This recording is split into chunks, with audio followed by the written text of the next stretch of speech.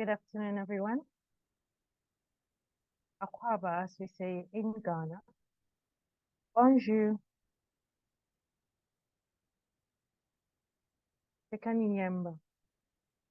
Yeah, good afternoon. Can hear you. You're welcome to the African School Center webinar series. Today we're going to have an exciting discussion. Education is the passport to the future, for tomorrow belongs to those who prepare for it today. This great quote, as we've come to know it, by Malcolm X. Governments in Africa have made great strides to ensure access to basic education, but being in school does not equal learning, and the quality of education indeed remains a challenge. School leaders are essential to tackle this, and research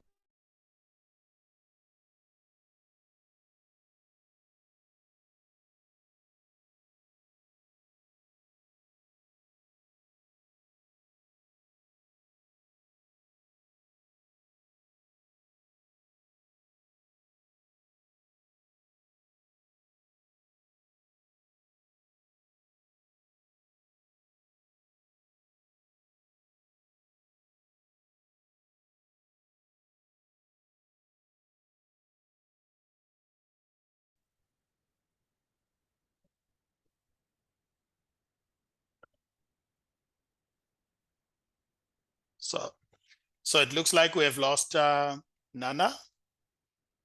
So we'll just jump in and proceed. She will take on when we come in. Yeah, really, we as we start, thank you all for joining.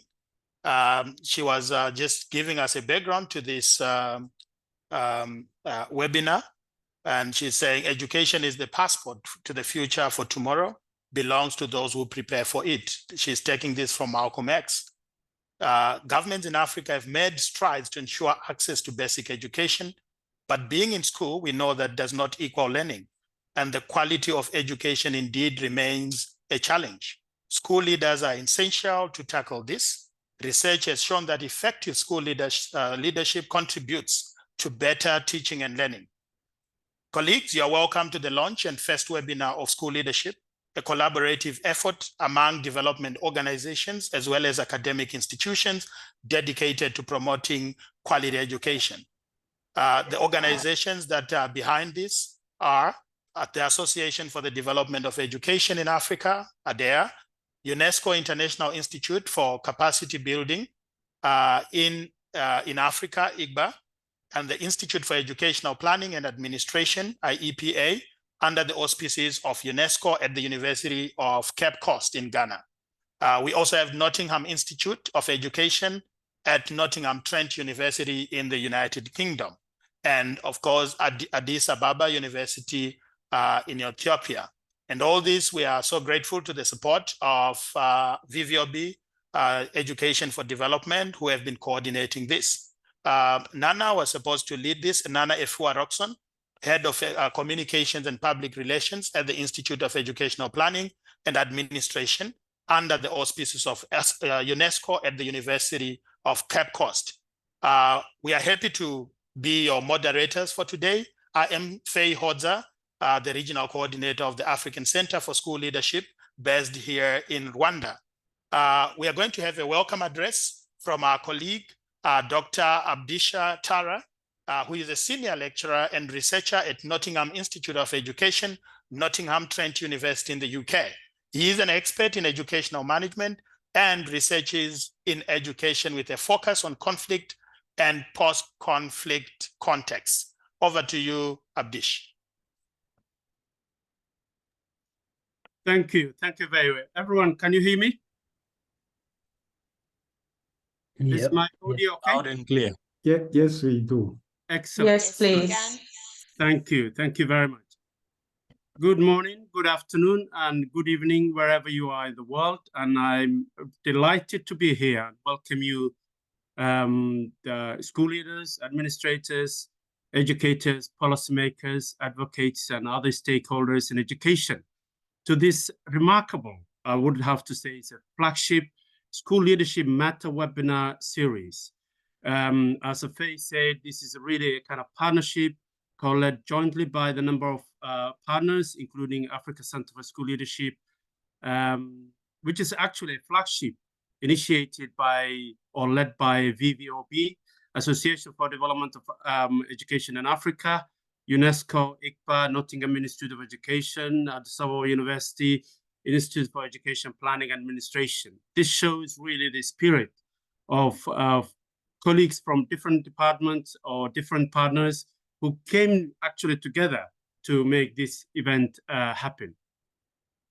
Although these webinars will focus on school leadership in the context of Africa, but we have to really say that we have participants from all over the world, from Albania to Vietnam, Ecuador to Belgium. I think I had 35 countries are represented or registering or participant come from. This is fantastic, and thank you ever so much for making such important effort. It's with great pleasure and excitement that we virtually gather here today because we care. We care the role played by school leaders in shaping the future of education. As torchbearers of knowledge, inspiration, and innovation, your dedication to fostering learning environment that empowers students truly is commendable. So those involved in the field of education, or particularly school leadership in Africa, acknowledge the range of challenges faced by the school leaders, which are unique to the continent, and that's including limited resources, teacher shortage and quality, socioeconomic inequality, infrastructure challenge, policy and governance issues, professional development, including preparation, and also support for school leaders. Technology integration is quite another challenge, and also community engagement. So addressing these challenges, colleagues, will require a multifaceted approach involving government support, community involvement, investment in education infrastructure, professional development for school leaders, and innovative strategies tailored to unique contexts of African schools. We're all aware, some of us might be aware, UNESCO recently published a leading better learning, school leadership and quality in the education 2030 agenda, which clearly states, and I quote, "Leadership matters, but its potential is yet to be fully explored and exploited." Platforms such as this, colleagues, may create the opportunity for those concerned about school leadership in the continent. And that is the purpose of this webinars, to ignite conversations, share best practices, and cultivate a community where ideas flourish and collaboration thrives. Before I share with you the number of themes the webinar series will focus, there will be a range of partners, including Africa Center for School Leadership, VVOB, ADEA, IEPA, and UNESCO ICPA, who play pivotal role, as I would say, in advancing education in the continent, and will share their solidarity message with us this afternoon. During this webinar series, there will be a number of themes, colleagues, which are selected, and these are, number one, school leadership policy development and provision. That will include discussion on selection preparation, supporting professional development for school leaders. Theme 2 will be gender equality, and that will be the next one, which is really quite very important, as we will be discussing breaking those gender barriers in school leadership and school-based support for female inspiring head teachers. Theme 3 will be the leading and managing schools in low-cost, low-resource context, which means raising the importance of resilience, well-being, school leaders' roles, supporting teaching and learning, establishing a model leadership development that's appropriate to the social and cultural aspect of schooling in this continent. And in conclusion, as someone from Somalia origin, there is a Somali say that says, "Farkaliya folma dhaqdo," and that means only one finger cannot wash a face. Colleagues, together, let's explore strategies, embrace emerging technologies, and reaffirm our commitment to excellence in school leadership. And may I conclude also this webinar to be a catalyst of transformative change, igniting a passion within each of us to lead with a purpose, compassion, resilience, and let's embark on this journey together. united in our pursuit of creating a brighter future for our generations through an effective school leadership. And I thank you very much for your time. Thank you very much, Dr. Tara, for that insightful, purposeful welcome address. We appreciate you. Currently, we have people are still joining. We have 107 people online. To appreciate all of you for taking time to join this webinar. We are going to hear a presentation by Ms. Chantel Kabanda-Dusabe. But before that, I think that for those of us who are early birds on time, it will be good, as many of us that can, if we can switch on our cameras so that we can take group photograph at the stage. So, as many as can switch on your cameras, let's quickly do that so that we can make history with that. So on the count of 5, we'll start taking the pictures. So let's switch on our cameras, and I'm counting. 1, 2, 3, 4, 5. Say cheese, everyone. Cheers. Another cheese. Let me see all the smiles coming up. Cheers. Beautiful. Cheese.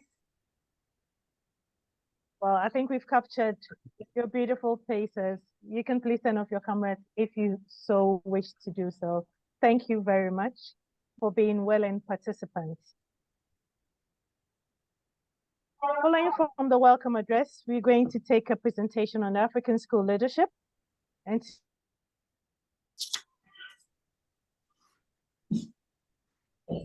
network is stable.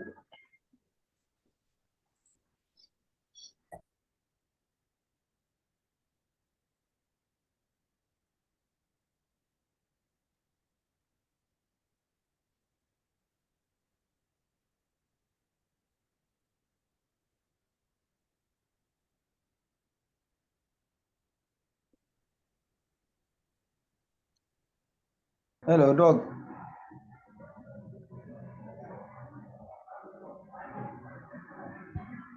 Okay. As we have lost our colleague, we'll proceed. As she had indicated, we'll have a presentation from Chantel Kabanda-Dusabe, who is the technical lead for the African Center for School Leadership at VVOB Rwanda, but she also serves as the acting country program manager here in Rwanda. She provides advice on technical issues to VVOB and its partners in Rwanda and beyond in terms of promoting effective school leadership. Over to you, Ms. Chantel. Thank you. Okay. Good afternoon, good evening, good morning from wherever you are. Thank you for giving me this opportunity to introduce the African Center for School Leadership. I have prepared a few slides because of time. I will focus on the main objective of the center, the theory of change, the focus areas, phase development of the center, and the partnerships.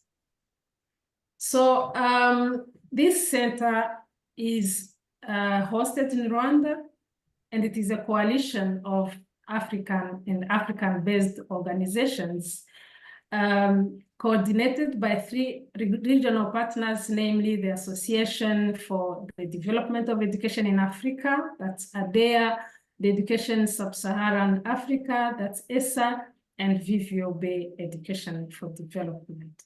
Now, the objective, the main objective of this center is to build supportive school leadership systems that strengthen teaching and learning and improve learning outcomes and well-being for all. And to achieve this, the center brings together partners who offer services in professional development for school leadership, research, and policy advice on school leadership. This brings me to the next slide, which is the theory of change. So it is expected that the center's work on policy development, practice or professional development on for school leaders, research, knowledge mobilization, advocacy, and sector coordination will lead to strengthened school leadership professional development systems, which in turn will lead to effective leadership in schools and improved environment and conditions for teaching and learning in schools, and ultimately improved student learning and well-being, reduced gender and equity gaps. That's the theory of change for the center. And the focus areas of the center are 4 in total. On policy level, it's about development or reform or development of effective school leadership policies and guidelines. On practice, it's about the development and delivery of professional development programs for school leaders, and research, of course, on effective and impact of school leadership and school leadership professional development.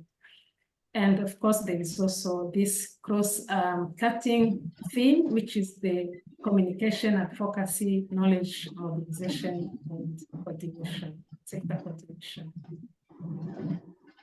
The center is being developed in phases. It started with the inception phase since 2020 to 2021 with the conceptualization of the center, the mapping and the exploration of potential partnerships, and then of course the development of project proposals to seek for funding.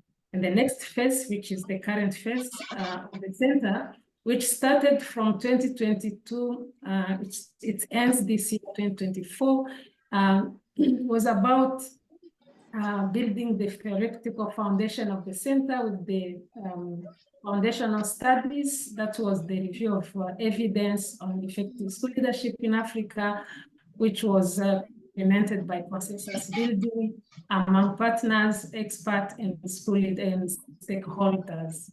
Also, the development strategic plan, including M&E and research agenda. And then development of a policy framework on effective school leadership in Africa, which is under development. Of course, recruitment of a core team. And then now the center is working its work in Rwanda, Kenya, and Ghana. The next phase, which is the implementation phase, starts next year, 2025 to 2027. The scope will increase from 3 countries. So in addition to Rwanda, Kenya, and Ghana, the center will move to 3 additional countries. And the work will still be the same to implement the core focus areas of the center in these 6 countries.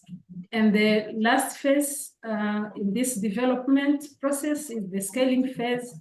Starts in 2028 and ends in 2030, moving from 6 countries to 12 countries by 2030.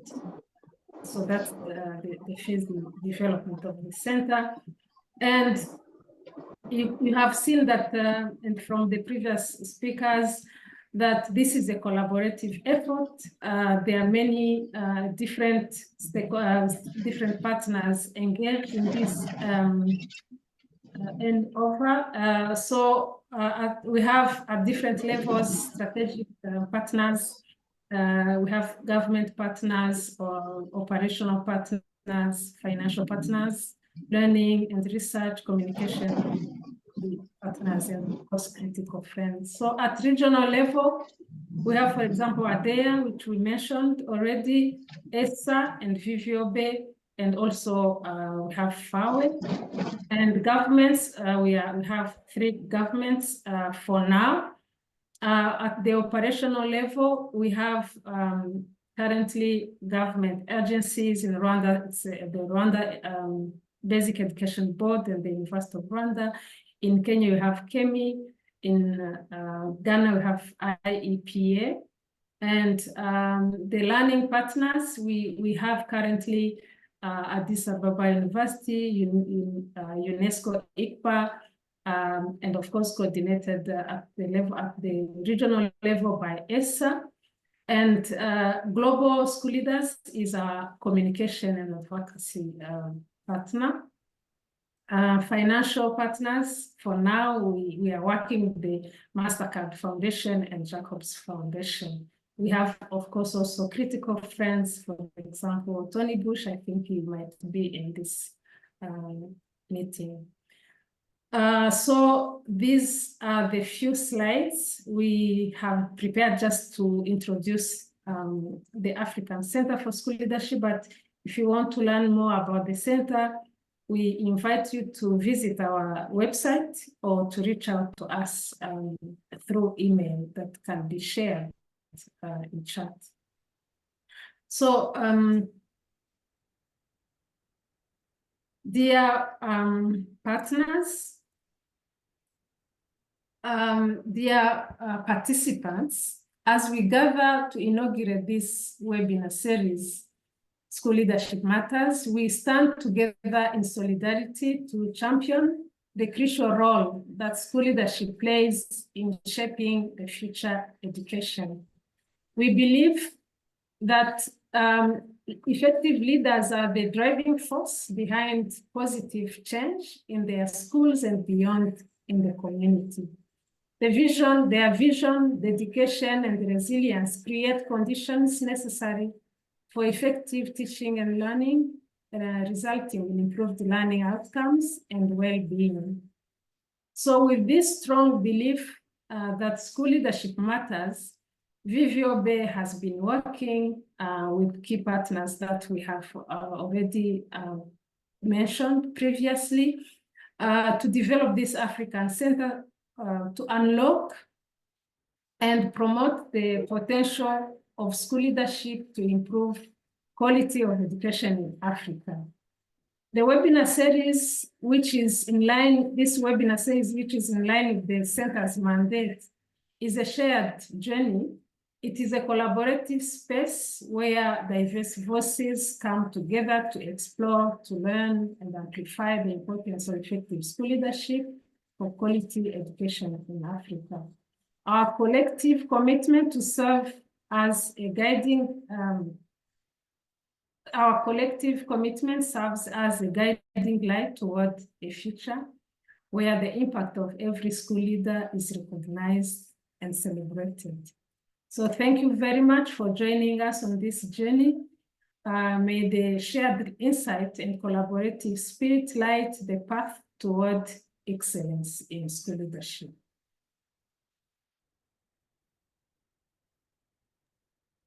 Excellent. Thank you very much, Chantal, for sharing information about this initiative, the African Center for School Leadership, and also for sharing the VVOB solidarity message in supporting this initiative. Colleagues, as we indicated earlier, that this platform has been made possible by the collaborative efforts among various players like ADEA, UNESCO IGBA, IEPA, the Nottingham Institute of Education at Nottingham Trent University in the UK, as well as Addis Ababa University in Ethiopia. This is a demonstration that partnerships work. So what we will do from now is to get solidarity messages supporting this initiative, the setting up of the African Center for School Leadership from various partners. The first message is from UNESCO IGBA, and to do us the honors is the director in the person of Dr. Quintin Wooden. Dr. Wooden, if you're on the call, your audience, please. Yes. Thank you, Faye. I am on the call. Thank you. I have about 5 minutes, right? No more on that, right? Please bring it. 5 minutes? Okay. Yes. So I just want to give a few very simple messages. I'm happy to be here. IGBA, for those who don't know us, is the International Institute for Capacity Building in Africa. We work on teachers, school leaders, etc. And maybe I should make a confession, is that it is because of my interactions with VVOB that I've been even more convinced of the importance of investing in school leadership. And I'm very glad that you all have taken the lead to create the idea of the center, and that we will be able to collaborate. At IGBA, I just want to mention 2 or 3 quick things that we are doing that may be of interest to some of you. I'll put my email in the chat so you can contact me if you want. The first one, and VVOB knows, we are going to publish very soon one of the issues of the new version of the Journal of Teaching and Learning in Africa that is managed by AFTRA, the African Federation of Teaching Regulatory Agencies. So we'll have a special issue on school leadership. And thank you again to VVOB, because 2 of the papers will be from the team at VVOB. If you have something that is ready, you can still send it and we'll look at it. But you have.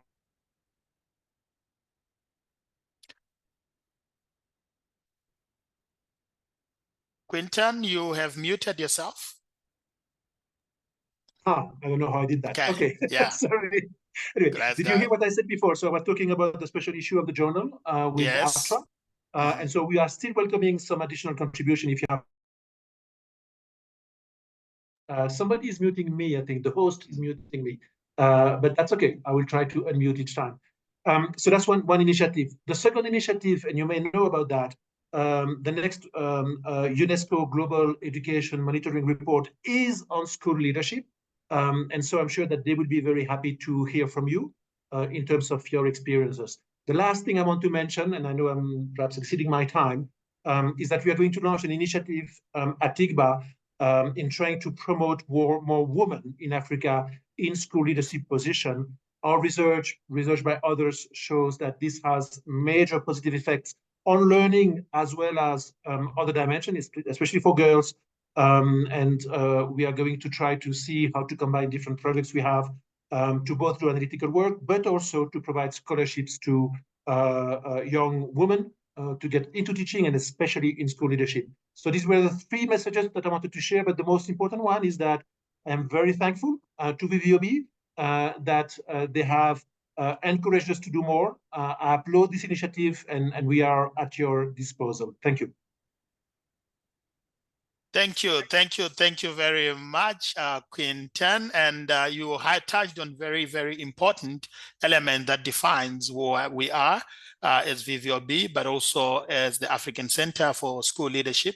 The idea of sharing, collaboration, working together, research, so evidence-based decision-making within the school leadership space, as well as gender. And school leadership as critical components, and also that we have traveled together on this journey to make school leadership an important component of the education debate on our continent. So thank you also very much for that work that you are doing. Ladies and gentlemen, the next solidarity message is coming from the Institute for Educational Planning and Administration from Ghana.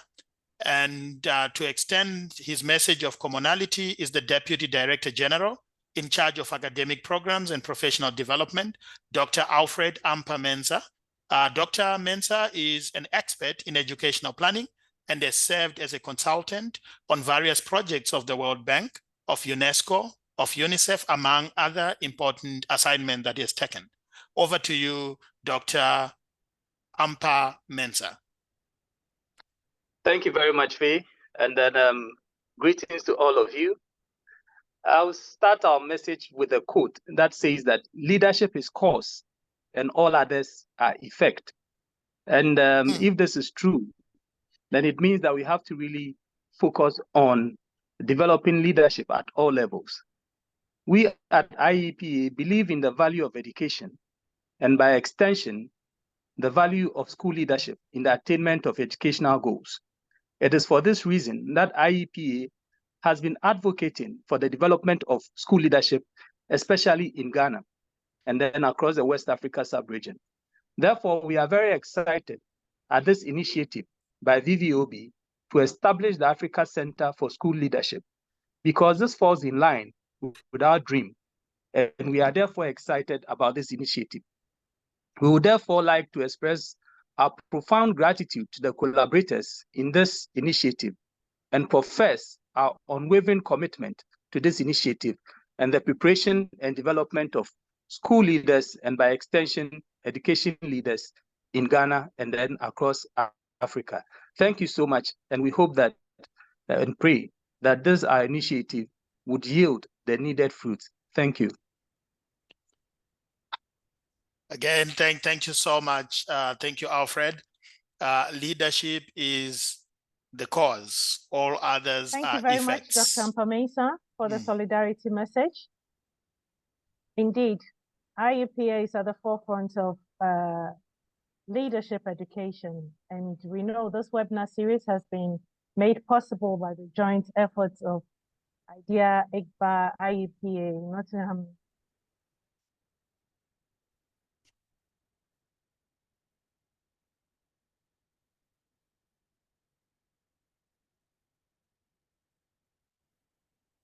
All right.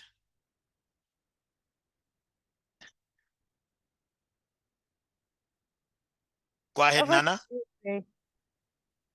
I know sometimes technology can be a bane, and apologies. I don't know, for some reason, the weather is so bad in Ghana and it's affecting our technology. My apologies. But thank you, Dr. Mpamesa, for the solidarity message. And we will take the final message from the Association for the Development of Education in Africa, IDEA. Do we have a representative on IDEA? Faye? Let's check. Mr. Albert Zangiova, are you on the call? I don't think he has joined because of other commitments, so we can proceed. Okay, thank you very much. Well, so as earlier indicated, IDEA has been also instrumental in bringing this first webinar series together that we're going to launch, and we're going to continue this to improve school leadership across Africa. We are going to move on now and to officially launch this webinar series as part of the first part of this webinar. But to do that, we have a message from the Minister of Education of the Republic of Rwanda. He would love to have been here in person, but you know, government and governmental duties has made it not possible for him to join us. So there's a brief message that he is going to share with us, reaffirming his support for school leadership in Africa. Are we ready, Etienne? Yes, we are ready. Thank you. Let's hear it. Yes, we are. Your presence here and your participation confirm our shared commitment to promote effective school leadership for quality education.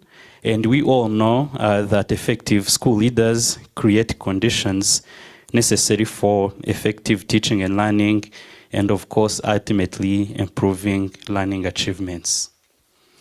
And as you are aware, school leadership has an immense positive impact on school management in terms of academic performance, developing social capital, and developing leadership capabilities, among other aspects.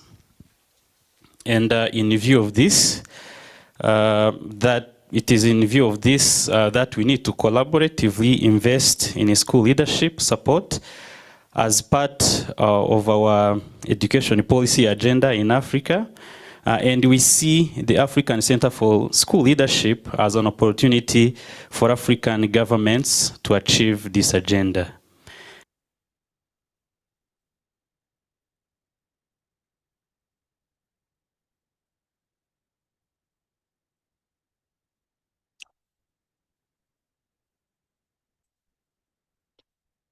It's done. Okay.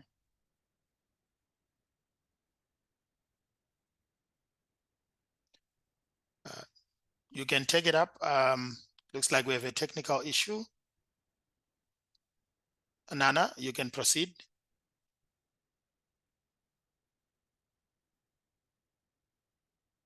Thank you, Faye. Can you hear me? Yes. Good. Well, technical issues or not, the Minister of Education was reaffirming his support for school leadership in Africa. He has been very instrumental to ensure that the African Center for School Leadership is established and support all of Africa, because school leadership matters.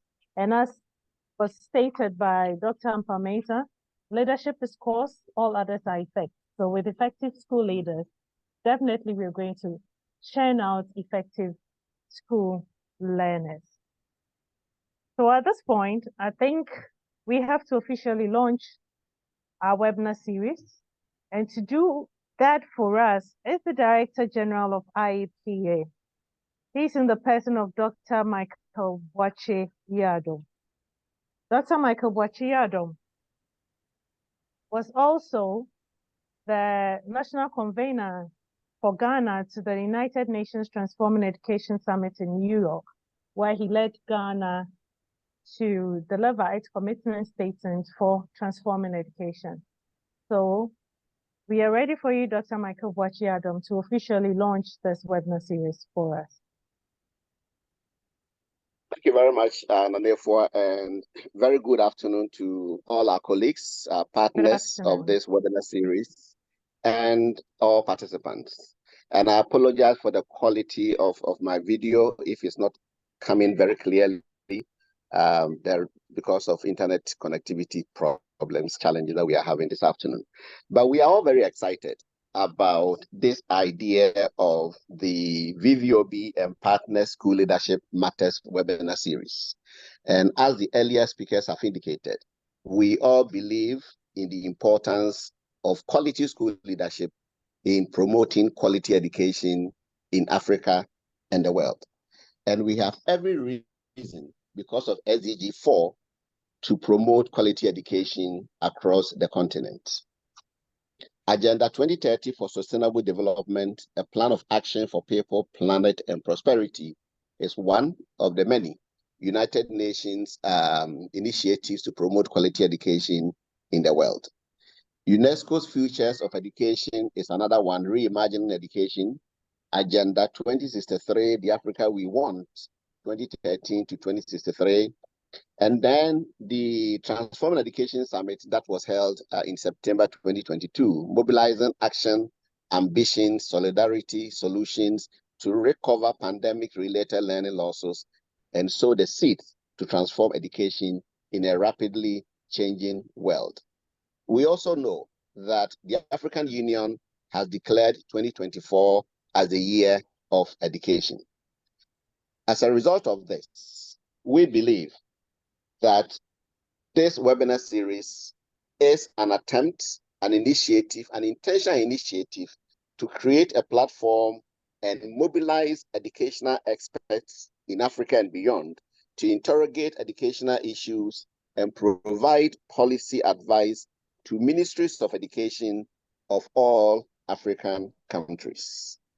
We are very grateful to all the partners, and at this point, I am excited on behalf of all the partners to officially declare the VVOB and Partners School Leadership Matters webinar series officially launched. Thank you very much. And as we get ready for the maiden edition of this webinar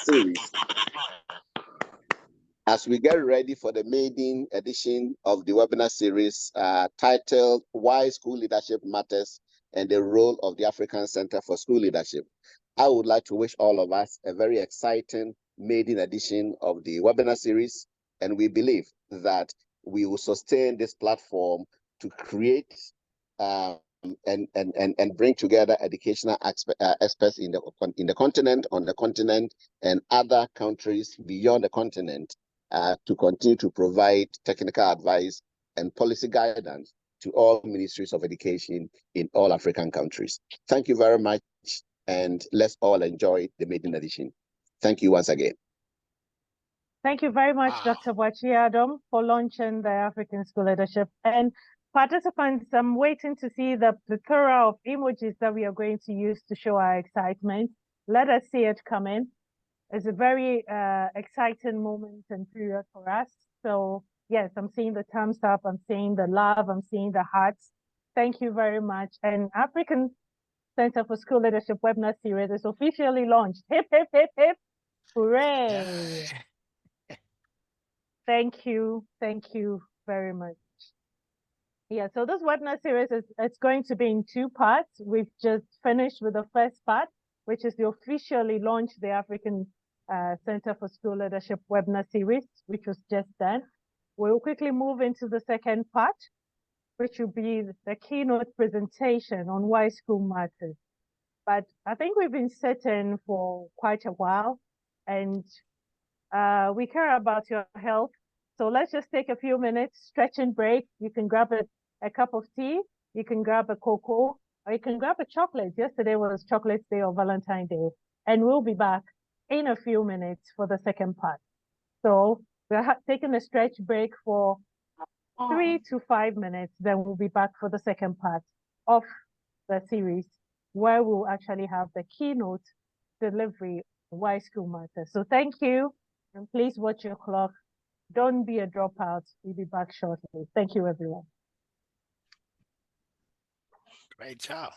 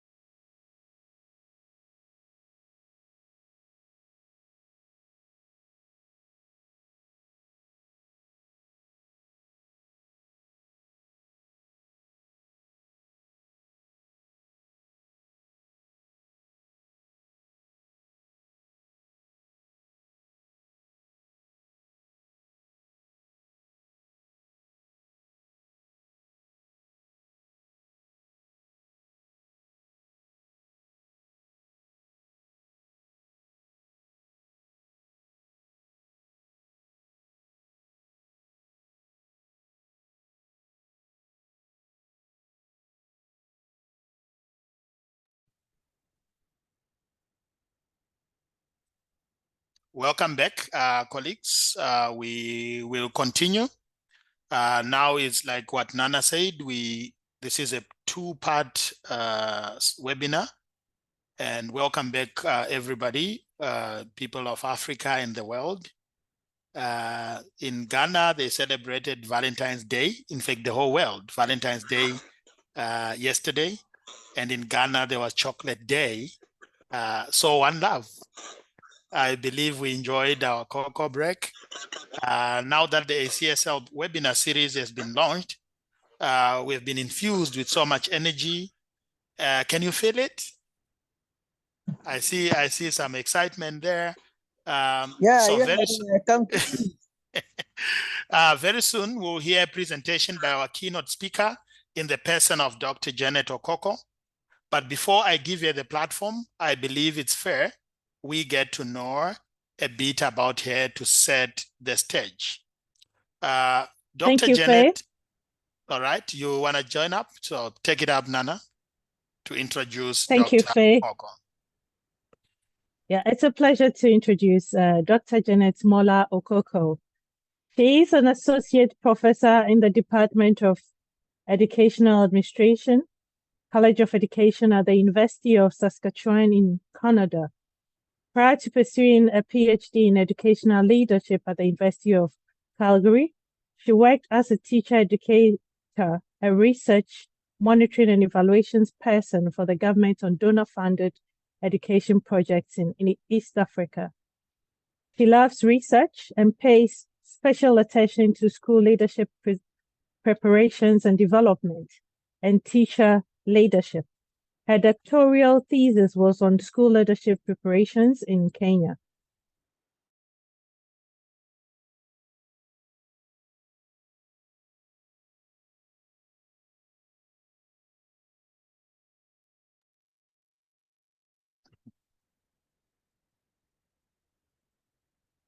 So it looks like we have lost Nana again, but just to continue, the doctoral thesis was on leadership preparation in Kenya. Dr. Okoko is currently studying how school leaders can better prepared for work with culturally and linguistically diverse newcomers or migrants in Canada. She's also exploring how school leaders' capacity to use practitioner-oriented and technology-mediated research to support the enhancement of student learning. Her most current publications have been on school leadership, preparation, and development in Kenya, and on the experiences of the Canadian school leaders with newcomers. She has a chapter in the book edited by P. Moros and T. Bush on the preparation and development of school leaders in Africa, and co-published on cross-cultural perspectives on teacher leadership, as well as contextual perspectives of qualitative research methods. Distinguished participants, with a plethora of emojis, let us welcome Dr. Janet Okoko to give a keynote presentation. Let us also type our questions in the question and answer box as your presentation goes on. Janet, your audience are anxiously waiting for you. Okay, thank you so much. Can you allow me to share my, looks like, well, but thank you as I'm allowed to share my slides. And I just want to really express my gratitude and say that I'm really honored to be part of this gathering from many levels. As you have heard, I'm trying to see, let me see if I can share, yeah, my slides. She wants to share a screen. I can't, I'm not able to share screen. But anyway, as we wait for that, I just want to express my gratitude, and I'm really honored to be here with you to speak about a topic that I'm really interested in, and I've been interested in for a while, a long time, and I'm always keen on learning about it. I am, as you've been told, I'm a product of public school education in Africa. I come from Kenya. I happen to have come to school in Canada and then got a job to work at the University of Saskatchewan, but I'm basically from I'm a product of the education system in Africa, and I worked in capacities that allowed me to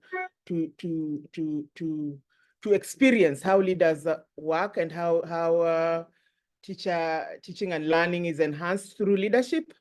I worked at the National Center for Curriculum Development in Kenya, and also worked as a teacher in a teachers training college. I'm still waiting. It looks like it's not, things are not really working. So I'll proceed on. You may not be able to see the slides.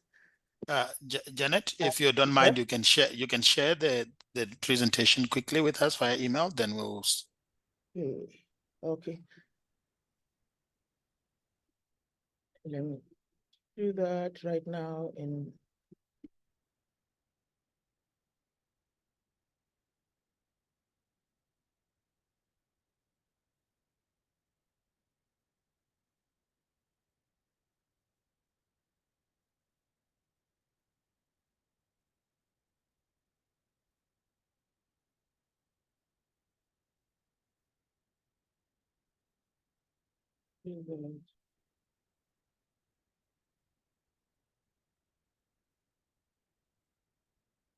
you have it now? And so I will.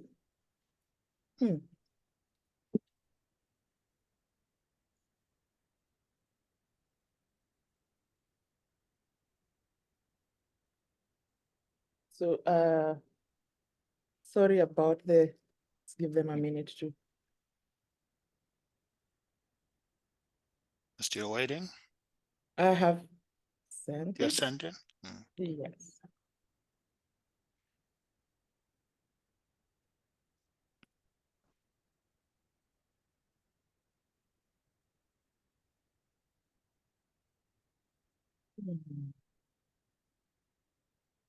Yeah, so I basically, I'm really excited to hear about this, and also humbled to know that to be given the opportunity to be part of the launch. And what I'm going to present is basically to expound on what has already been said.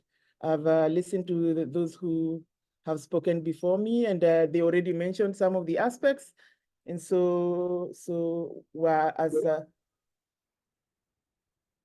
see. Oh, you can't hear me. Why? This. No, we can hear you, Janet. You can proceed. I saw a message saying we can't hear me. Okay, so, and have you received it? Not yet. Oh. Or Etienne has it, so you will be sharing shortly. Okay, so I don't know how this will work. I don't know if Etienne will be pushing the key for me, or so I'll keep saying next slide. Okay.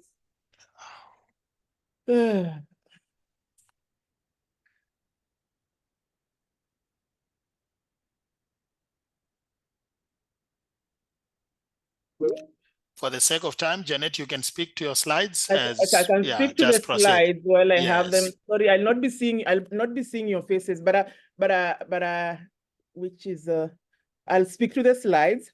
I've already been introduced, and my background from Africa really means a lot to me, and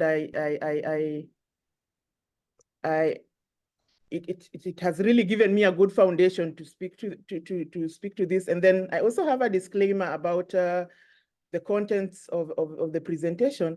And basically, it is that I know that there's things that need to be disrupted regarding what we are doing and how we structure our leadership and how we speak to leadership in the context of Africa. But this presentation has taken a very practitioner-oriented route, in the sense that I looked at literature that resonates for me about the effective school leadership and what it means, and then just done a foundational presentation on what it means, and then looked at some of the parts that ways in which school leaders affect what the concepts that are used to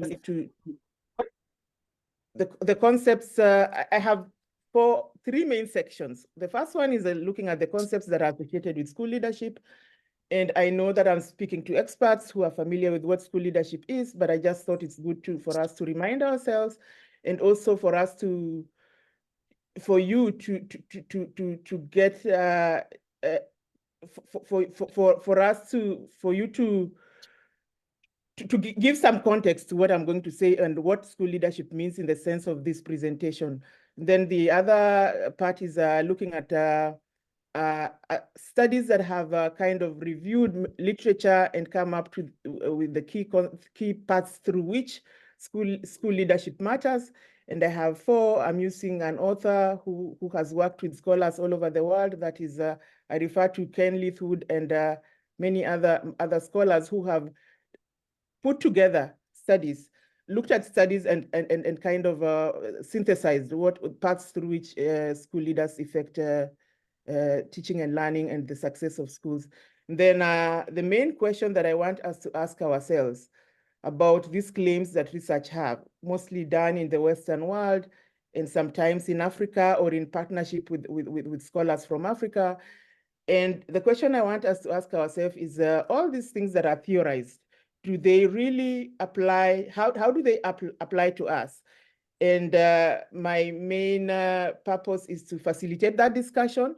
And I hope that as we finish, we'll be looking at, we'll be responding to what applies and what doesn't apply, and then seeking how we can further, looking at seeking from literature and also initiating studies that could see how things apply and how things do not apply. And so my first,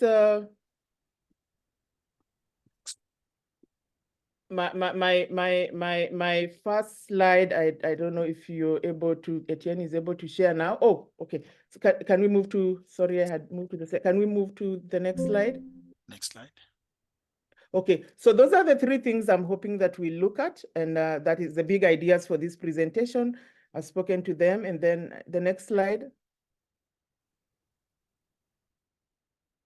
Okay, so basically, I know that the term leadership is contested, and it means many things to many people, but and sometimes it's used arbitrarily, and this has been documented.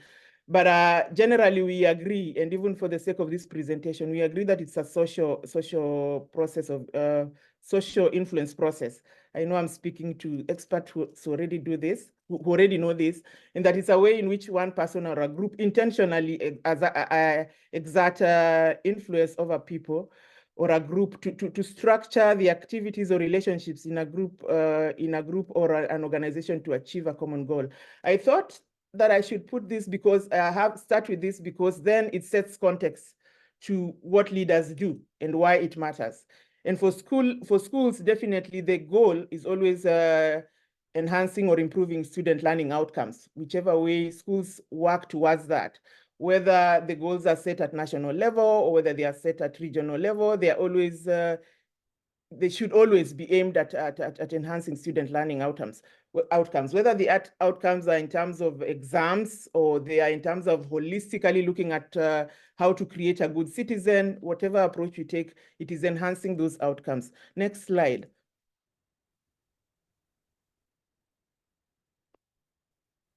Okay. So leadership. We know. I have when I go around and speak to colleagues, teachers, and all that. There's terms that are normally associated with what school leaders do, and some of them are to do with management. I've been in contexts where or in fora where they've referred to school leaders as managers, school leaders as directors, school leaders and as administrators, and all this. What I wanted to just have us think about is that leadership is all about influencing and creating change. Management is about bringing order and consistency, but all these functions, school leaders do all these functions. So because as leaders, they create vision, they create direction, they motivate, they inspire people towards improving the status of school or teaching and learning. As managers, they plan, they budget, they organize, they control staff, they monitor progress, And they do those things that are associated with creating order and consistency. And the act of administration is what they do. I just thought that it's good to bring that, make that clear as we begin. And ultimately, when they do all these functions, they are all aimed at improving learning outcomes. The next slide, please. Next slide. So as others have spoken to this, alluded to it. So the essence of leadership is about influencing rather than authority, meaning that when you're speaking to leadership or when we study leadership, we look at leadership as something that can be done by anyone in the school. It can come from the teachers, it can come from the students, it can come from parents and the principal. It can be exercised by anyone one in the schools, but it can also be positional in that we have our principals, we have our head teachers, and we have deans or whatever structures that are there. And I want to mention here that I've kind of traveled a little bit and in Africa, several places in Africa and other countries. And most times when I go to a school, structures are not very different. I know we are speaking about Africa. I know we have a heritage in many of our countries that is colonial based, and therefore those heritages have kind of, and the goals of education seem to also not to be aligned, kind of have some heritage in that. And so the structure of the school, whether children are sitting on stones or whether it doesn't matter whether the resources are there or not. Like in Kenya, in the work I did, I moved to schools that really were socioeconomically well endowed and those that were not. But there's always that structure of a teacher standing there with students, and then there's a head teacher's office. And so this is kind of similar. So if we should bear that I bore that in mind as I was thinking about leadership and the structures and how it is done. And so leadership is intentional. It is about influencing towards the goal. And values are really important when it comes to leadership. Leaders leadership is based on very clear, is linked to the values of the person who is leading. And it begins with the character of the leader and is expressed in terms of the values and self-awareness and emotion and their moral capacity because of how the influence they have on the people they work with. And these values and actions determine the sense of purpose that the leader provides. So when we are studying, that distinction is really good, is really important. Next slide. Okay, so why does school leadership matter? I know the minister already mentioned about that. It matters because studies have already shown that successful schools are successful because of leadership. And it's because leaders determine what happens when it comes to teaching and learning. They create the conditions and culture for that. School leaders determine the level of professionalism that is in a school or in a school. They create morale and influence student performance through their instructional leadership. And a study done by Leithwood, I'll refer to Leithwood again, after looking at several schools that were not doing well, that were considered to not be successful and turned around. And leadership was a catalyst for that, so it's important. And studies have also shown that when it is collaborative and communication is clear, then it's successful, and leadership is successful. Otherwise, it matters because leaders are central to influencing this specific aspects of teaching and learning. Next slide. So I will move to the next part of the presentation, which is the pathways through which leadership is school leaders influence or improve teaching and learning. And I'm basing this still on a study that was comprehensively done and then theorized and tested. It was still done by Leithwood and scholars from the UK and Australia who synthesized the work and concluded that there are 4 pathways through which school leaders influence teaching and learning. And the first one is the rational path, which calls for leaders' ability to direct curriculum and the technical core of teaching, which they also refer to as the academic press. I'll speak to it in the coming slide. And then the next path is the emotional path, which refers to how leaders, the leader's ability to appraise social appraisal skills and how they influence the emotions and how those emotional aspects of the people they work with, and how those emotional aspects have a consequence to the practice of teaching and learning. This includes how the collective and individual teacher efficacy, and also how it influences how teachers feel, the job satisfaction that the teachers have, and those who work to ensure that learning happens, how it influences the institutional commitment, the morale, feelings of burnout, and the engagement in school or in teaching and learning. I'll also speak to that a little bit, just a little bit as we move on. And then the organizational path, which is how the more associated with management, where they influence her and ensure that the operational procedures work, and the infrastructural aspects that ensure that learning happens in the classroom work well, and they work towards improving teaching and learning. And then the last part is the family one, which calls to leaders to nurture parental engagement and other family-related variables which that influence teaching and learning. We know for sure that families play a very big role in because we as teachers or educationists rely on them to bring to us students who are well nurtured, or whether it's depending on their circumstances, and well fed, taken care of. We expect them also to participate in the actually pedagogical aspects of what happens when it comes to homework and all that. So leaders coordinate all that. And they also look to the socioeconomic pieces and the differences that occur there. The next slide. So when I'll go dig deeper up about why leadership matters when it comes to academic press. And it's because of the influence leaders have both in the classroom and in the school as a whole, at classroom and at school level. Of course, in the class, they offer feedback.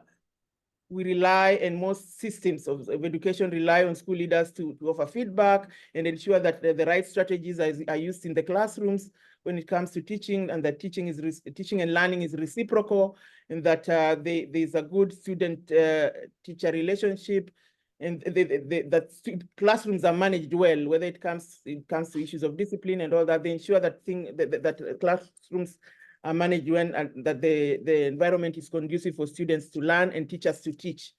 And then at school level, they establish it matters. Teachers need to have a very clear expectations, and so they rely on leadership to establish clarity in the academic expectations.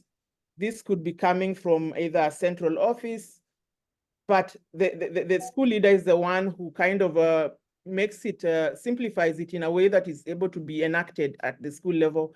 Then they protect teachers and learning from other distractions. There's many distractions that happen. So as leadership is important in ensuring that instructional time is protected, and that then the environment is orderly, there's clear homework policy, and that there's a clear framework for instruction, that students progress. We have contexts. We come from different contexts, and that could be done in different ways, but many contexts are very exam-oriented, and we also look at progress that is determined either centrally, but it is enacted at school, and school leaders are responsible for that, ensuring that students are promoted because of the skills and the level of skills, how they master the skills, rather than so that the outcomes are better, or the achievements are achieved based on the goals and objectives of education. Next slide.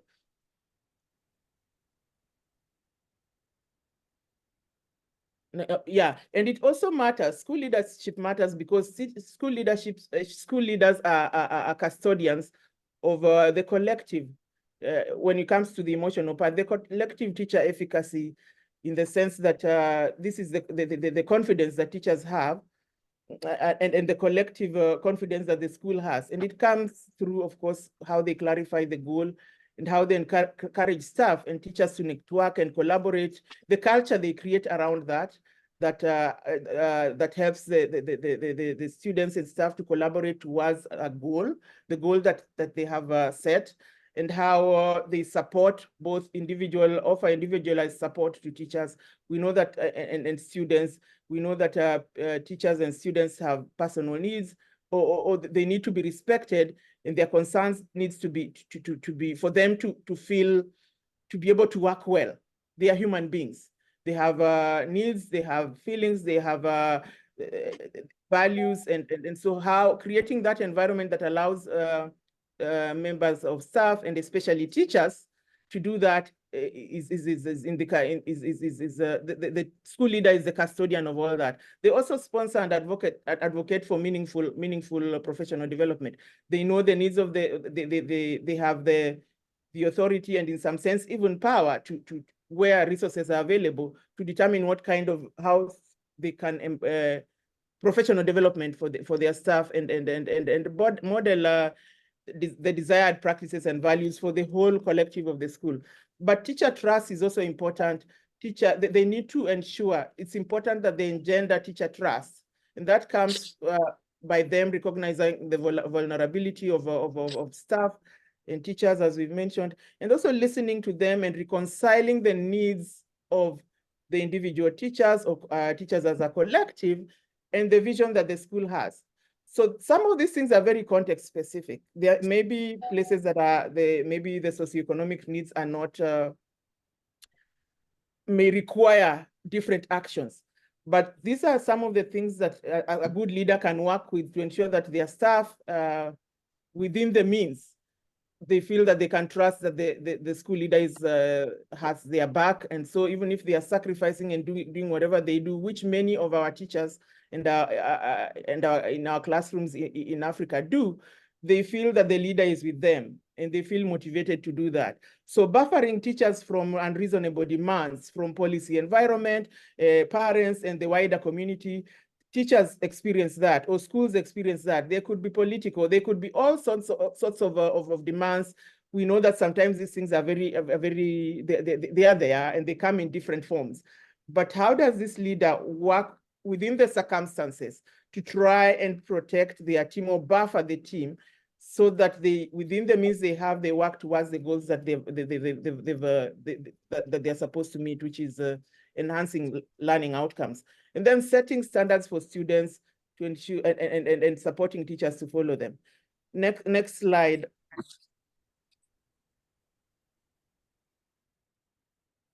Okay, so the organizational path is, of course, ensuring that depending on what school you are in, there's infrastructural factors, there's policies and operational procedures. School leaders are the custodians of that. Whatever circumstances they are, they have to ensure that all these infrastructural matters or aspects work together to support the teaching and learning. They work for and not against school improvement, that they bring out the best out of the people that they are working with.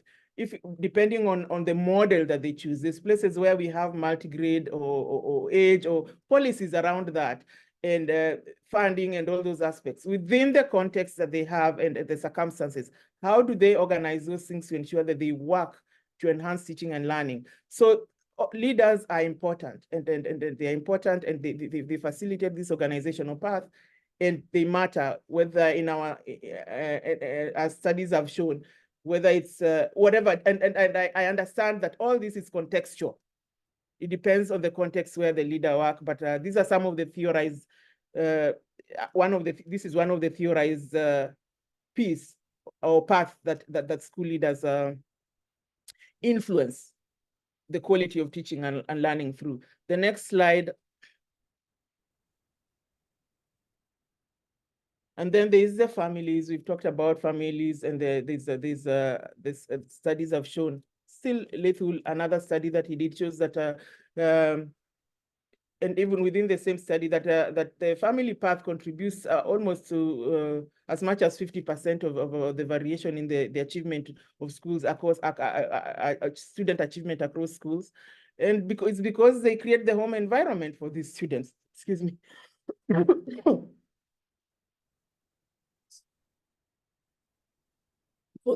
Sorry for the students who come to us. The habits within the home will influence how the student comes to school and the support they receive. We rely on families for the well-being of the child, whether it's nutritional or health, whether it's just the mental well-being, and all these things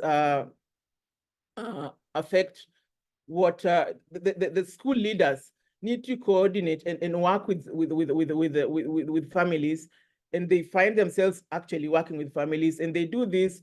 They can do this effectively, but by ensuring that they issue invitations, and the invitations they issue to families, or the way they communicate to them makes them feel that the leaders are genuine and that they are personal and very specific. They match parents. They are parents who want, they are part of the community. They have skills that can be used to ensure enhance teaching and learning. How leaders can coordinate to ensure that some of these skills are utilized within are used within the school to enhance teaching and learning.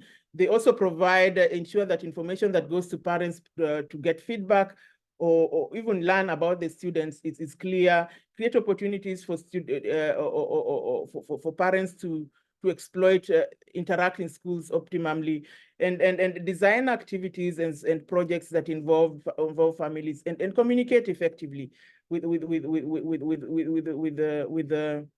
families. And also families vary when it comes to resources, and there are those who have them, or schools that have them, and schools that do not. How does leaders coordinate that to ensure that everything that the resources and the capabilities and the opportunities that are available from families and all that are used well to enhance the teaching of the outcomes, education outcomes of children. Next slide. Now, my next, I hope it's legible, but the section of my presentation is about the claims about effective school leadership. And there's this study, it's a seminal study that was done that shows, that claims what effective leadership is.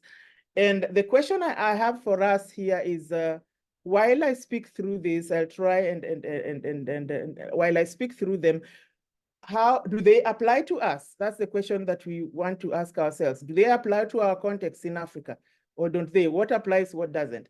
And there are 7 claims that, and they were also concluded after a review of many studies, and that the first claim is that teachers are very key.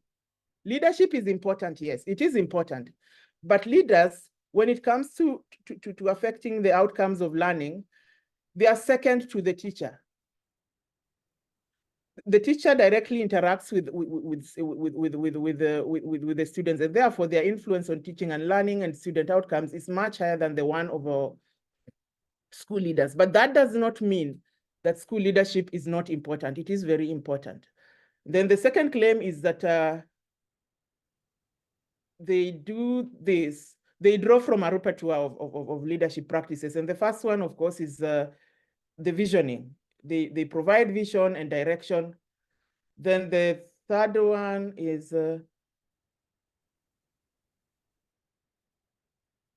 they develop the people they work with. They develop the people they work with, and this is really important. They know about the dispositions, their teachers, and they ensure that they have the right skills, knowledge, skills, and dispositions that will enable them teach and staff work to ensure that student learn. And then they redesign, there's the cultural piece, that is they redesign the organization by mostly motivating and ensuring that there's collaboration and creating a culture that supports the organization, so that the schools, so that and creates the right environment.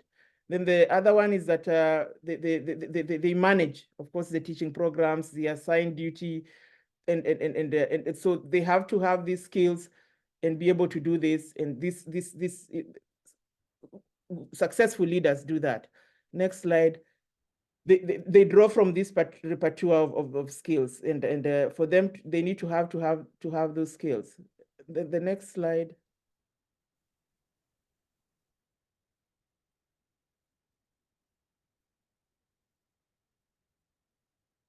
Okay. I don't know if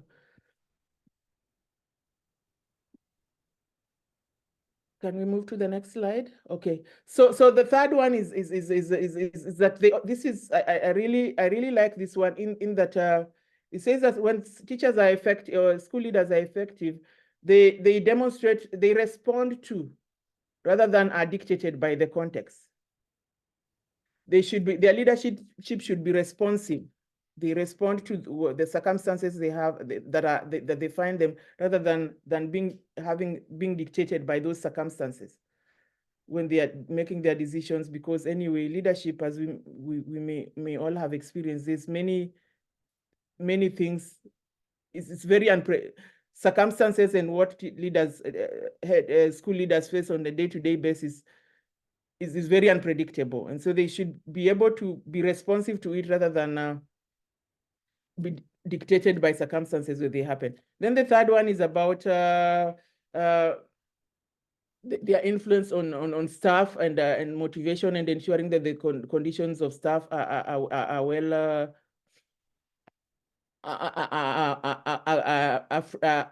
support the teaching and learning. The fifth one is about distributed leadership, in that successful leaders distribute their leadership.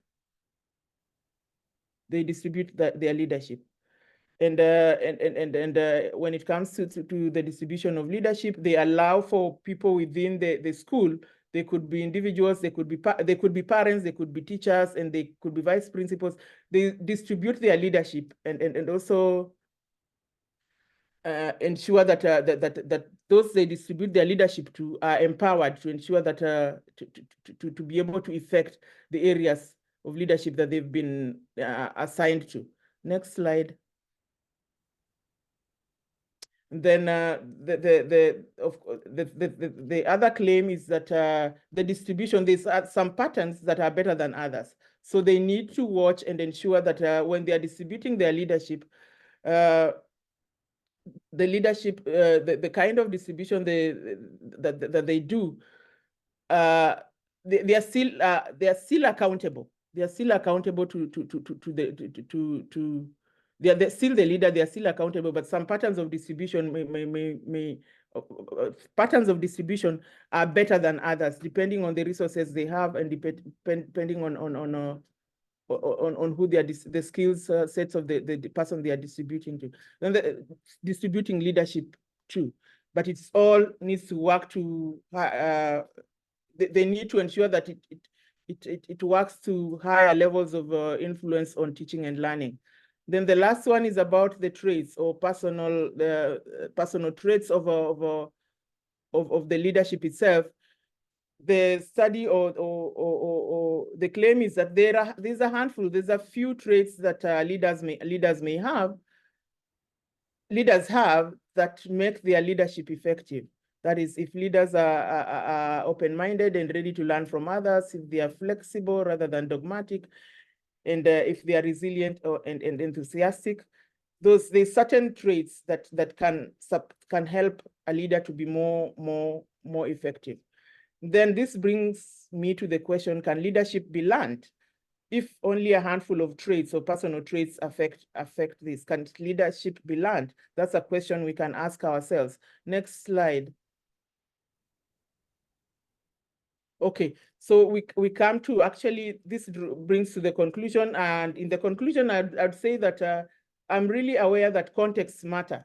And as we've seen, there's many claims that are out there in literature that claim on what effective leadership is and how leaders influence teaching and learning and ensure that that the goals and objectives which are around learning outcomes are achieved. And so it is important and it matters. But because contexts are different, it can be very hectic. As we've seen, there's many things that leaders are expected to do And so leadership can be hectic, and it is described as fast-paced and relentless, and it's very context-specific. I will stop there. I think the next slide is the question that I was asking from before, and which I think I hope we ask ourselves, and it's about whether these claims that we've talked about in this presentation, and perhaps there are many others, do we feel like they apply to Africa, in as much as many studies are not done within Africa, and the scholars have referred to some of them work with scholars from Africa, most of them may not, and how do we, it's just an open question to us whether these claims are applied to us, and what are the gaps that can help us push forward and see how we can make school leadership more effective and applicable to us in our context. Next slide. I'll leave you with a question, but I think that's it. There's a thank you slide. I just put there that there's authors who've written, and there's a book that we talk. Most of my work I do around school leadership preparation and development, because I believe that leaders, we can learn how to lead, and based on the circumstances and the expectations from leadership, we need to open doors and create many opportunities for leaders to be able to learn how to do what we expect them to learn. And we need to do this in a systematic and organized way, and look for contextual aspects that should inform how we prepare our leaders to lead, because the circumstances they work in are very context specific, and so our leadership preparation and development needs to be very context specific. Of course, there's a book I contributed towards that attempted to provide some literature on the leadership preparation and development in a number of countries in Africa, and that's it. The next slide. Otherwise, I just want to, next, I have some references, and then I want to thank you all. Next slide. Thank you all. And then I have my contact information, and I think I will stop at that and hand it over back to the moderator. And thank you for inviting me again to be part of this very powerful meeting. Thank you very much, Dr. Okoko, for that insightful presentation. I'm sure we can show our appreciation by using a plethora of emojis to show she's actually dealt very well on the topic, why school leadership matters. And I'm sure that we have questions that we want to ask. We have received a few questions, and Doc, if you can take a sip of water to just moist your throat, so that we will quickly move into the question and answer session. So one of the questions that has come up is that as a school leader for a selected school, and here I think that for most public schools, how can you use your own resources to improve learning outcomes in your circuit? I mean, are you advocating for school leaders to use their monthly salary to improve school outcomes? What are some of the resources that they can do? Bear in mind that resources are very scarce. Yes.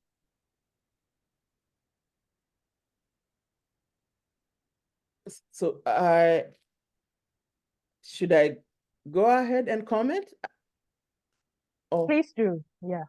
Yeah, and I hope some, of course, we are aware that I do not have the answers are within you. I'm sure there's somebody who there are people who have. I'll just give my comments as I see them. And I also want to confess that I'm an outsider when it comes to that, because I taught and watched. I'll be speaking from what I've watched leaders do or what they do. And I'll comment as also somebody who's is a product of the public school system in Kenya, and I know resources are scarce, and expecting school leaders to use their salaries, of course, that I don't think that's what it's all about from my perspective. Leadership is about mobilizing, using the context and what you have to do. You cannot to do the much you can to ensure that students learn. Using parents, using other, it may not be financial, just mobilizing what you have. And as we distribute leadership within the school, are there opportunities that you can use within looking at your parents as the human resources you have, as the community and all that? How do you mobilize that to ensure that our children learn? And in my opinion, I know it's hard and its context can be very hard, but I think leadership is about mobilizing and motivating and ensuring that you exploit the resources that are available. They may be monetary or not monetary, but how do you motivate people to be able to want to contribute whatever they have and mobilize the resources there to ensure that the objective is achieved? I think I will leave. I don't know if there's anybody who wants to comment on that, because I think this should be open for us to discuss. There could be people who have been successful in doing that amongst us, but I believe it's about coordinating, mobilizing, motivating, and seeing how you can use the opportunities and skills that are within the community, your school community, parents, opinion leaders, and lobbying, and seeing how do you get these resources, how do we share and ensure that we work together towards this goal. I don't know if... Thank you, Doc. Yeah, I think you've actually given your perspective on it. And if there are others who want to make comments on this particular question, kindly let me know by show of hands. But talking about using the resources available, I think it delves still into our next question and comment by Yota Fadipe. And he says a great perspective on school, but my question is around how leaders of public schools, particularly at the more fundamental level, can utilize these strategies of example, organizational level, where such schools are under-resourced. How can such leaders maintain motivation among teachers and directly improve learning outcomes? So we're talking about exploring the resources available. How do we maintain motivation among teachers and directly improve learning outcomes in the midst of scarce resources? I mean, that was a question by Yota. Yeah. So whilst you think about what you're going to contribute, I think I see a hand up. Yes, and Stefan Adiobo is from Ghana. Kindly unmute and in 60 seconds, if you can make your comments, please. Hello, Nanefwa and Dr. Okoko. Thank you so much for that insightful presentation. I align myself with a question that came through for public schools. I'm a second-year PhD student of IEPA UCC, and then a secondary school teacher as well. So when the person mentioned about public schools, I can relate.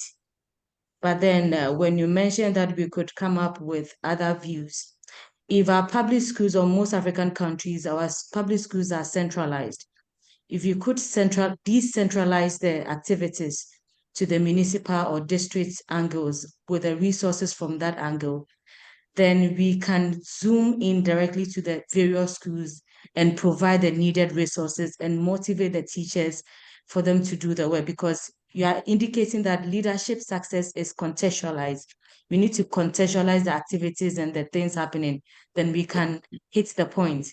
So until we decentralize how we provide public education, these resource issues would continue to linger and we'll be hovering around it. But let's decentralize and look at how best the municipal or the district can assist schools within their sections in terms of motivation and resource. We can also tax businesses in the district and other things in support of education instead of always looking at the national to provide the resources that are always not available. Thank you.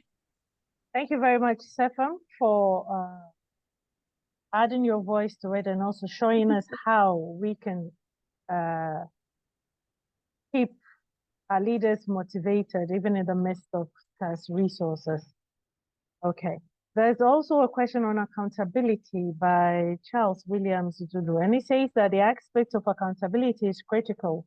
As Africa, how do we intend to push the agenda of teaching and learning accountability using assessment data? Doc, would you want to shed a bit of perspective on that?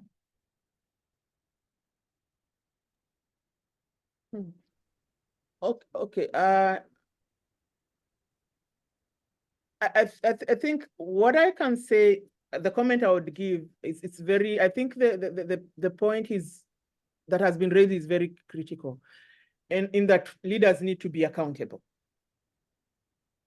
And we also said that it starts with the leader themselves, their values, their sense of ethics, the sense of morality, all those aspects are key to what leadership is all about. They are the essence of leadership.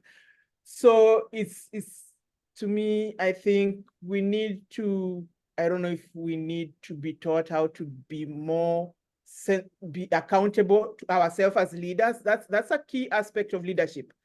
And so it speaks to who the leader is and their sense of values and how we choose our leaders in that way. That's what I would comment, or even if they are chosen, or if when we find ourselves in leadership position, that is one of the key things that we need to consider when we are looking for accountability is key. And then also I look at the aspect of professional development and preparing our leaders so that they know what it means to be accountable when it comes to using data, to be accountable when we are making data-driven decisions, and to ensure that our decisions are data-driven and they are based on facts, they are based on research, and utilize research in our day-to-day work and other aspects that will provide us with the right data that will enable us be accountable in all aspects, including the learning outcomes and the results. That's what I would say. There's an aspect of preparation there and development and PD, but it also speaks to our own sense of values and our own sense of accounting to our values and our moral and ethical aspects that are key to, that we bring, capacities that we bring to the table as leaders. Thank you, Doc. Yeah. Dear participants, there are interesting comments that are being shared in the chat box, and we all have access to it to read and to also contribute to the dialogue. Whilst there are comments that are coming in, there are also a few perspectives and questions that are coming in. We're going to look at probably a few more questions, 1, 2, 3, and bring this webinar to a close. There's a comment and question by Dr. Michael Boachiado, and he says that some school leaders sometimes draw from African knowledge and practices such as chieftaincy and parenthood and lead their schools as an extension of the chief's palace and their individual homes. How do we effectively remind school leaders that the school is not an extension of their home? So where do we draw the line? That the school is not an extension of the chief's palace or your individual home, and that as a leader, you need to ensure that you are leading professionally. Sorry, I didn't get that quite well. Okay. Okay, so the question is that some school leaders sometimes draw from the African knowledge and practices such as chieftaincy and parenthood and lead their schools as extension of either the chief's palace or their individual home. So the leaders are leading their schools as an extension of the chief palace or their individual home. and not following probably laid down procedures in leadership. How do we, in this discussion, effectively remind school leaders that the school is not an extension of the chief's palace or their individual homes? That's an interesting question. Yeah, it's interesting. I think I'll just give my comments around that, and it takes me back to the purpose of schooling, whether it is set centrally or whether it's the community. And while I respond to this, I can see, I'm just looking at the participants, and I can see in the audience some of really renowned people that have supported me. Maybe that's why I was distracted when you're asking the question. Like, I want to acknowledge Tony Bush, who's been a very a mentor to me, and has really invested in trying to support upcoming scholars in the area of leadership, and has done a lot of work and worked with very many worldwide, actually, with many scholars. Tony, I just want to acknowledge you. And anyway, going back to the question, I think it to me it depends on what the goals, the goals of the purpose, what the goal is, the purpose for education is. Is it a public school that is run by the ministry that has structures and systems that the leader is supposed to follow that are already in place? And what is the role of the community? And what are policies and structures around how those intersect? And what are the guidelines for the school leaders to use that? Because the school leadership is also supposed to serve the community, and it's about influencing, right? There's the needs of the members of the community, and they may or may not have a say in what their children want to learn. And is it, what is the policy around that? And how do you navigate that? How do you negotiate that and work with that? That's the comment. I think I'll leave the comment there. I'm certain there's people who are more knowledgeable, who have, there may be people who may have had actions on it. So yeah. Yeah. Okay. Great. So if you want to make a comment on the questions that have come, and or you want to add on to what Dr. Okoko has said, some insight, kindly please raise your hand, and at the appropriate time, I'll invite you to make your comment. Whilst we're waiting, there's also an interesting comment and question that has come in. And it says that as a CSO leader who works with the public schools frequently, I find that parents, and in some cases, school leaders themselves pose a barrier to educational interventions by narrowing their needs to the lack of funding. You know, we always talk about scarce resources, no funding. As there is the lack of interest on their parts, which is the parts of the school leaders, when interventions that do not provide direct financial contributions to their schools. For example, capacity building, training, you know, how can we navigate this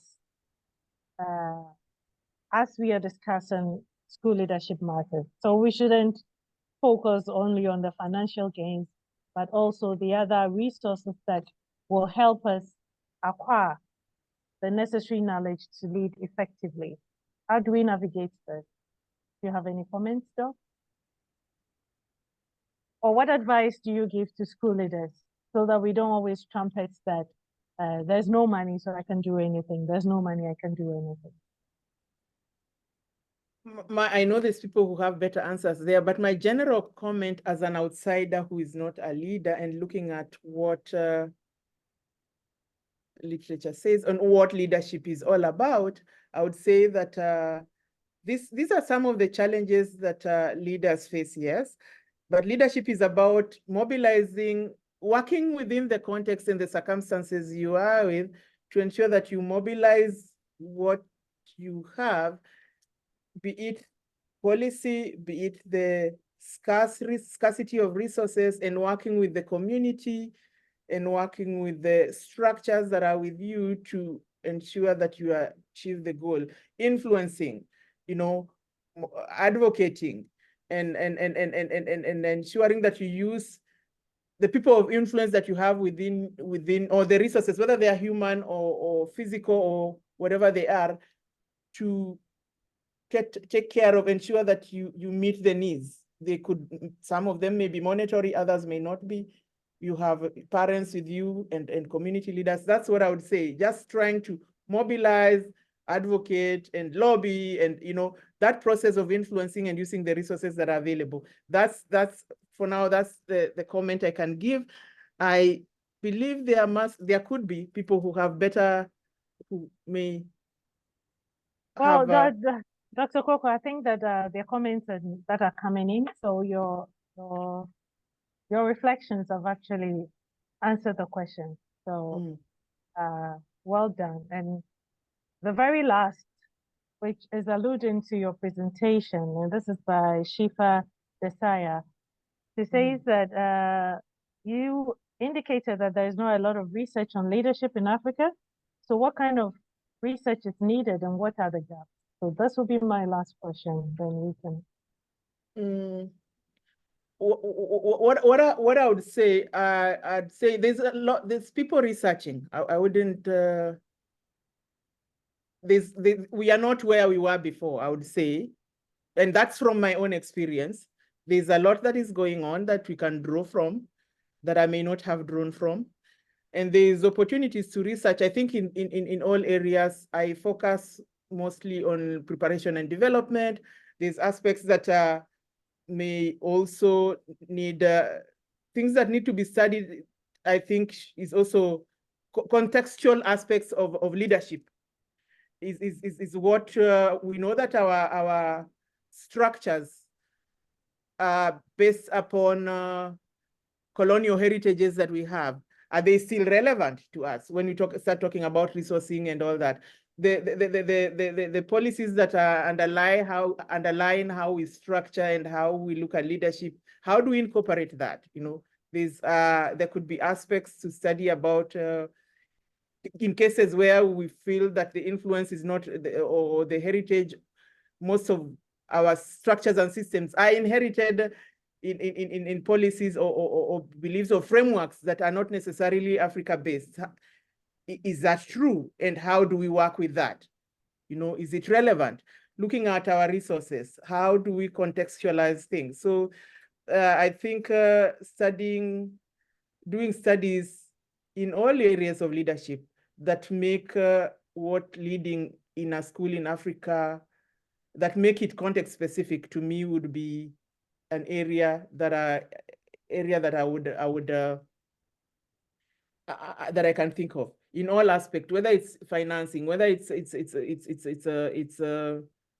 just looking at the visioning and what learning is the purpose of education and what it is. There's many contested things that we need we can study, and they will vary depending on where one country is. It's also really hard. That's the other thing I wanted to say. Like this presentation was done with an assumption that there's something that we call Africa. I know that there's varied context. Africa is not just one monolithic thing. So there's a lot of variation, but the presentation, and I believe the organization we are speaking to, has the assumption that there's something that we can call Africa, right? There's a commonality in what we do when we say we are planning or organizing or speaking about education in Africa. So that's also an area of studying. Is it really true that we can do this, or is it? But just making things contextual would be one of the key things that I would talk about, studying and looking at how we structure and how we implement or and practice education can be context specific. Thank you very much, Dr. Coco, for your insightful reflections and answers to the questions. And that's all time we'll have us for the questions. So can we please show love by giving a lot of emojis to congratulate Dr. Coco for her presentation, her questions, her reflections and answers. I receive them. Thank you very much for giving me the opportunity. Thank you. Thank you. So quickly moving on, I know this webinar has been very educative and insightful. We've got to share a lot of ideas, given us things to reflect on.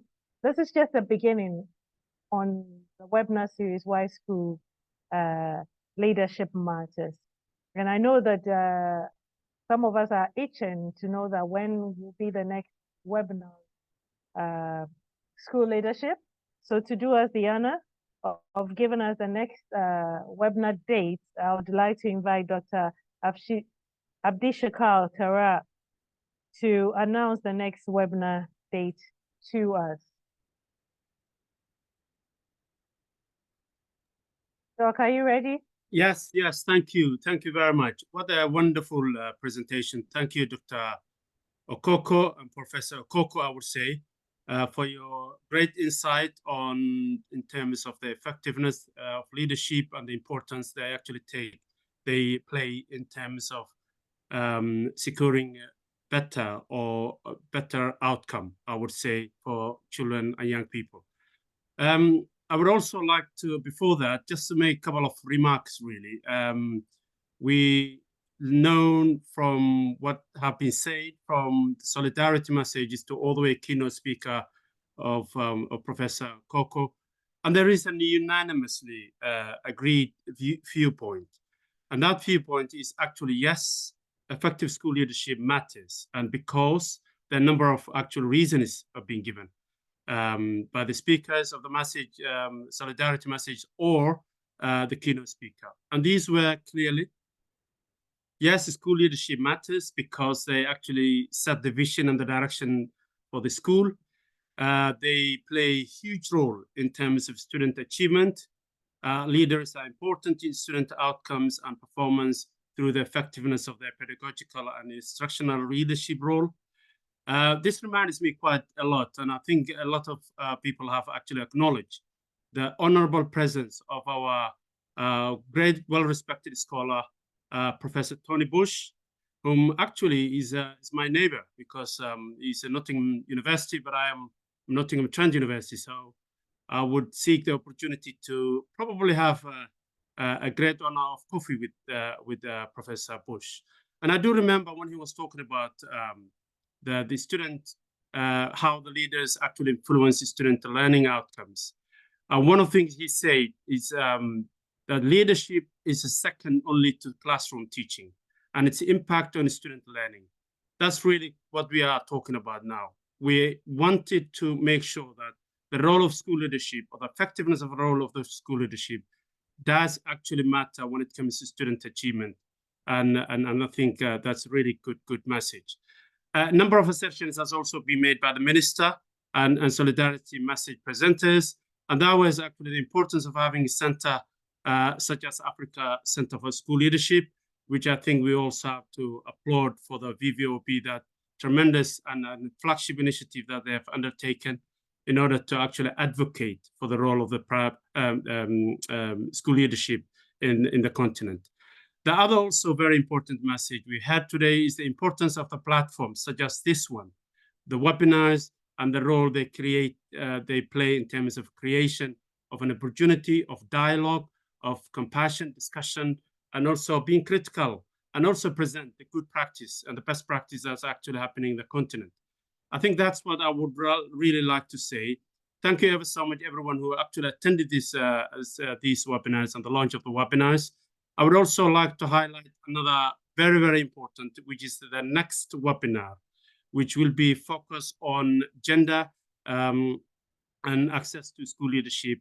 I think we will have fantastic speakers mentioning more or sharing with us about their experience or their advocacy work they do, or the practice that's happening within their context.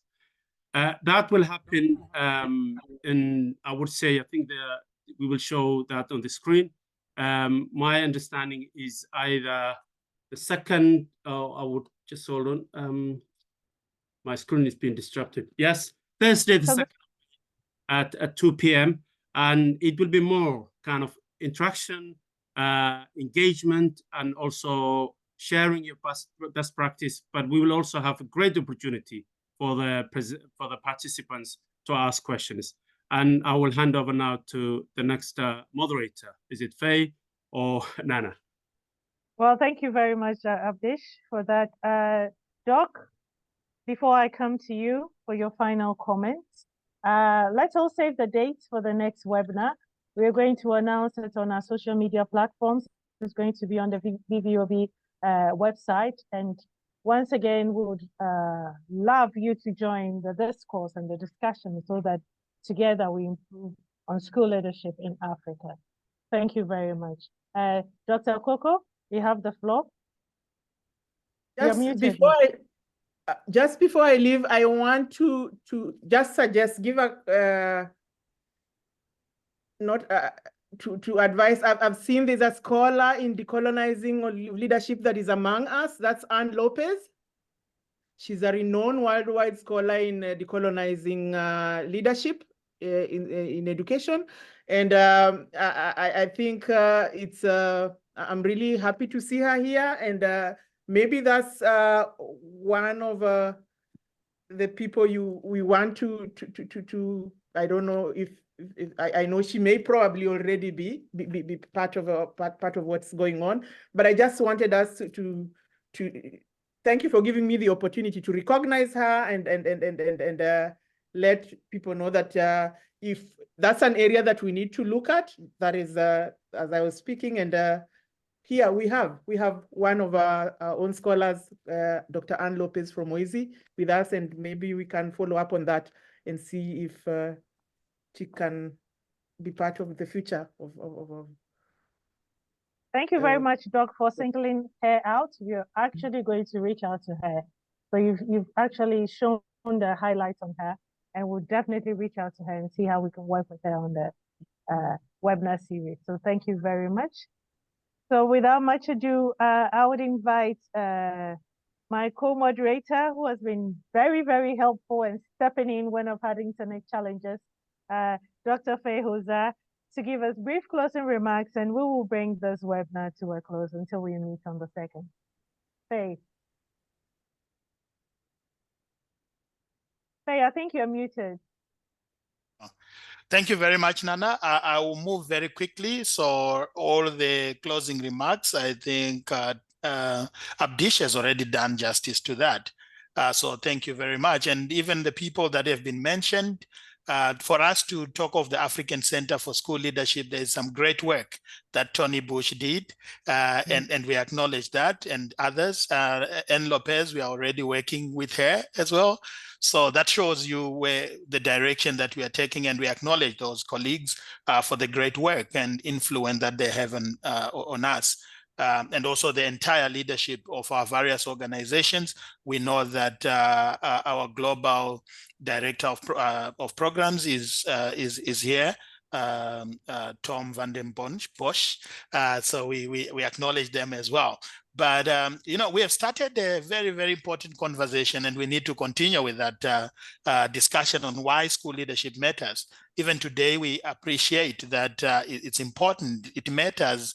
We have received some wise words from our keynote speaker and all those people who gave solidarity messages. But I just wanted to bring your attention to what one of my friends shared with me, which is a Sudanese proverb, which goes as follows.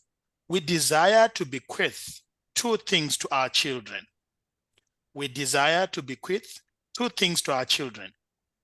The first one is to give them roots, and the other one is to give them wings. The first one is to give them roots, and the other one is to give them wings. Ultimately, all the work we do in school leadership and in education in general is to give roots and wings to our learners and our children, and that's what drives us. We want them to be rooted in positive African values of Ubuntu, for example. We want them to be productive and responsible citizens. We want them to have wings to fly, to reach great heights in their chosen careers and vocations. So all these presentations and messages we received today highlighted that we need to work together to build supportive school leadership systems that strengthen teaching and improve learning outcomes and well-being for all our children. So what are we doing there? We want to give them roots and wings to succeed in life for their own benefit, for the benefit of their families and communities, for their nations, for Africa in general, and of course the world. That's why we have representation from many parts. Almost every part of the continent was represented today. Almost every part of the world was represented here. So we want to thank the team that put together this event, VVOB. Very grateful for their support. We have talked about UNESCO, IGBA, IEPA, Institute of Education at Nottingham Trent University, Addis Ababa University.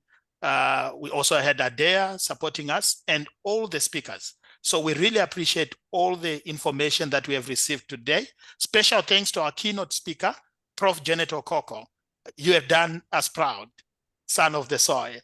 You have given us a very important question and the challenge to contextualize school leadership in Africa.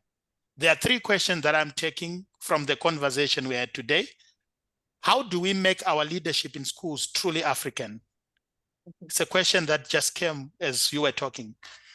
What does true African school leadership look like in the context of accountability, sense of values, resource mobilization, use of data, and so forth? And also another key point that came in terms of relationship with existing traditional leadership structures. How does that work out? I think Mike also brought in an important point that got me to think. In the context of education, as the African Union theme of the year in 2024 is education, how do we put school leadership on the agenda? These are the questions lingering in my mind as I leave this webinar. I'm sure we are all living with some questions, some resolutions, and commitments. Let's meet in our next webinar on the 2nd of May to unpack some of these questions so that we can establish and learn from each other on how we can give our children strong roots, Ubuntu or positive values of love, of empathy, and the wings to fly and succeed in the 21st century and beyond. I thank you. Thank you very much, Faith, for those poignant and thoughtful, reflective closing remarks. And I think that brings us to the end of our first webinar series. It's been an honor to co-host and moderate this webinar series with you. And until we meet again on the 2nd, please be liking, sharing, and be watching the space. And I also want to leave you with this important quote. It's a Ghanaian quote. This webinar series is all about knowledge sharing, knowledge acquisition. And this proverb says here, and I'll speak it in Cree and translate it. Which translates to mean that he who doesn't know will know by learning. So every day we are learning something new. We are unlearning, we are relearning to make our lives better. And as school leaders and as people dedicated to improve education, this is what we are being called to do. And this is what this webinar series is all about. So until we meet again on the 2nd of May, adios, merci beaucoup, gracias, au revoir, bye-bye. Bye-bye, everyone. Bye. Thank you, everyone. Bye. Thank you, everyone. Bye-bye. Thank you.